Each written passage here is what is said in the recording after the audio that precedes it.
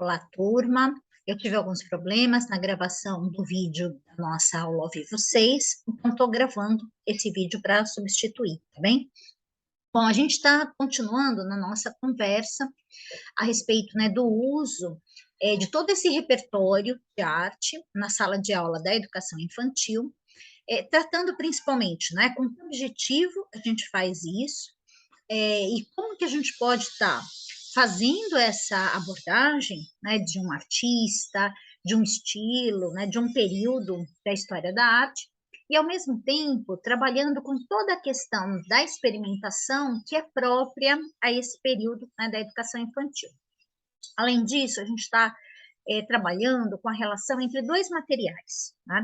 Um material, pessoal, é o referencial curricular da educação infantil, que não é um material novo, né, que a gente trata bastante desse material dentro da disciplina, que coloca para a gente a necessidade, né, de, na educação infantil, a gente trabalhar com a arte enquanto uma linguagem, né? E essa linguagem faz, então, com que, essa concepção como linguagem, né, faz com que eu tenha que trabalhar esse repertório, né? Então, eu vou trabalhar leitura ou apreciação de imagem, né? Vou trabalhar o fazer artístico, vou trabalhar também uma reflexão sobre a arte. Mas sempre pensando que essa reflexão é dentro, né, do entendimento de cada etapa, do desenvolvimento da própria criança. E o outro material é a BNCC, que a gente também trata no nosso material, e que vai enfocar principalmente essa questão da experimentação, né, como algo que é um direito da criança nesse momento da educação infantil. Então, a ideia é trazer algumas novas perspectivas, né, de como fazer a compatibilização entre o que dizia para nós já há muito tempo, né, o referencial curricular da educação infantil, e essa ênfase na experimentação que a BNCC traz, tá bem? Bom, para fazer isso, hoje eu trouxe, né, dois artistas, na verdade, agora artistas contemporâneos, né? Então, nas aulas anteriores, a gente trabalhou com artistas mais ligados à tradição na arte brasileira, né? Uma história da arte brasileira. Agora a gente vai trabalhar com dois artistas contemporâneos para também mostrar como a arte contemporânea, ela cria possibilidades da gente abrir a discussão, né, do que é arte na escola, do papel que ela está representando, como ela está colaborando no desenvolvimento das crianças, a partir de outra perspectiva. Então, para isso, eu vou fazer a minha divisão de tela aqui com vocês. Então, vai entrar inicialmente aqui na tela do Zoom, que eu uso para gravar os nossos vídeos, mas eu já vou conseguir abrir aqui, né, o artista que eu escolhi inicialmente. Então, o primeiro artista, né, que eu queria mostrar é um artista chamado Ernesto Neto, um artista que vai trabalhar com o que a gente chama de instalação, né, que são esses espaços ativando a nossa percepção. E aí essa ativação da percepção, ela pode ocorrer por diversos caminhos, né? Ele trabalha com essas tramas, né, com essas rendas que ele vai criando, com esses trançados, entre outras coisas. E quando ele trabalha com esses trançados, especificamente, aí eu vou colocar um deles aqui em destaque para a gente, vou puxar a janelinha aqui para o lado, e aqui a gente está com uma imagem de divulgação do Estadão, né, numa exposição que ele fez no MAM, em São Paulo, que é um Museu de Arte Moderna. Então, a gente está vendo que esse trançado, né, é uma malha, como se fosse um tricô, né, mas gigante, né, que cria essa possibilidade de ocupação do espaço, que lembra, né, formas orgânicas, ligadas, inclusive, ao nosso corpo, ligadas à natureza, e que por esse caráter, né, de ocupação do espaço, pelo tamanho, pela forma, né, a ludicidade que ele cria, ele se presta muito também a essa interação com o público infantil, mas não só com o infantil, né? Essa interação pode acontecer com diferentes públicos, né? Eu vou mostrar uma outra obra aqui, né? Aqui ele faz em Nova York, né? Na Tânia Bonac Art Gallery, em Nova York, também uma instalação, em que a gente vê, né, que cria um espaço aqui que vai dialogar com toda uma tradição do espaço do sagrado, que vem das comunidades originárias. Então, vamos pensar, né, como é que a gente apresentaria um artista como esse para uma turma de educação infantil, né? Como é que a gente poderia estimular uma experimentação com esse tipo de material, né? Com a educação infantil. E como a gente pode também, a partir de um artista como o Ernesto Neto, quebrar com alguns parâmetros, né, com algumas ideias do que a gente pensa sobre o que é arte. Por quê? A obra do Ernesto, o que ela ajuda a gente a pensar? Né? Aonde está esse trançado? Né? Aonde que a gente encontra na nossa vida, no nosso cotidiano, coisas, objetos que usam, né, do tricô, que usam do crochê, que usam da linha, né, trançada dessa maneira. Quando a gente faz essa pergunta e a gente transcende do campo da arte para o campo da vida, né, a gente pode estar perguntando para as crianças, para as famílias, né, na escola, né, para outros colegas de trabalho, para funcionários que sabe fazer tricô, crochê, bordado, trançado, tapeçaria, né? Pode vir um dia na escola trazendo esses materiais para as crianças verem, né, o que é, como é que ele é feito, pode demonstrar, né, como é que é feito um trançado, como é que é feito um bordado, como é que é feito uma tapeçaria, como é que é feito, né, um crochê, o tricô. E aí a gente começa a pensar que esses materiais, né, essas linhas, das mais diversas, botões, zíper, né? Então a gente pode estar, dar um exemplo, né, arrecadando na escola restos de linhas, de zíper, de botão, de bordados, fazer uma espécie de caixa, né, com toda essa variedade de materiais e desenhar usando esses materiais. E a gente pode fazer isso da forma mais simples, se a gente quiser, com um papel para cada criança e essas crianças, um tecido para cada criança, e ela vai colar esse material de maneira bastante intuitiva, né, de como ela viu, conversar sobre esses artistas, perguntar um pouco, né, o que que essas formas, né, que esse artista trabalha, o que essas formas fazem você pensar, né, em que te remete, né, esse tipo de forma, aqui, ó, essa aqui é tão grande que dá para circular por dentro dela, né? Como é que você já viu alguma coisa desse tipo? Você tem alguma coisa feita com trançado na sua casa, né? Na casa de alguém que você conhece? Então, toda essa conversa, né? Ela pode reverter, ela pode não, ela reverte, né? Em repertório.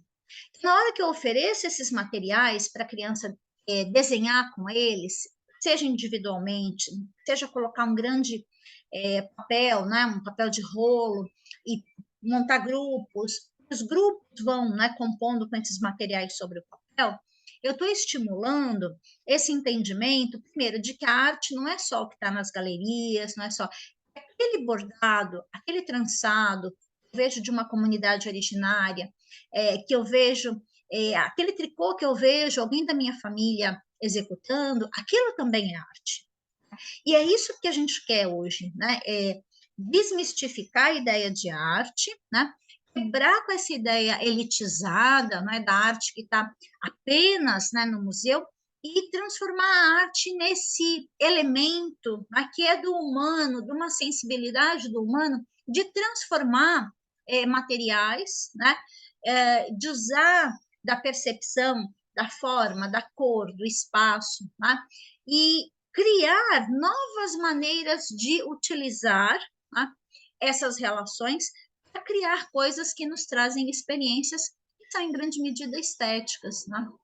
Mas que também estão ligadas àquilo que a gente pensa, àquilo que como a gente concebe, né, a nossa maneira de ser e de estar no mundo e como determinadas culturas, né, vão entender e organizar as suas maneiras de ser e estar no mundo. Então esse é o Ernesto Neto, Depois eu vou montar um fórum embaixo desse vídeo para a gente poder falar um pouquinho mais desses artistas, vou colocar para vocês. E o segundo artista, né, que eu falei que estava trazendo 2 artistas aqui para a gente conversar, é um artista que eu gosto particularmente, que é o Leonilson.